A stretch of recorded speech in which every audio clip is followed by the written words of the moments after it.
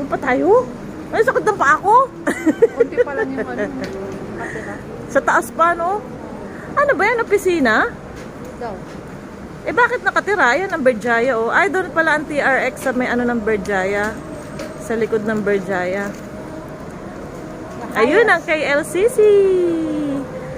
The Twin Tower. The highest building. The second tallest building in the whole wide world. This is Malaysia at night. Sa taas niya, no?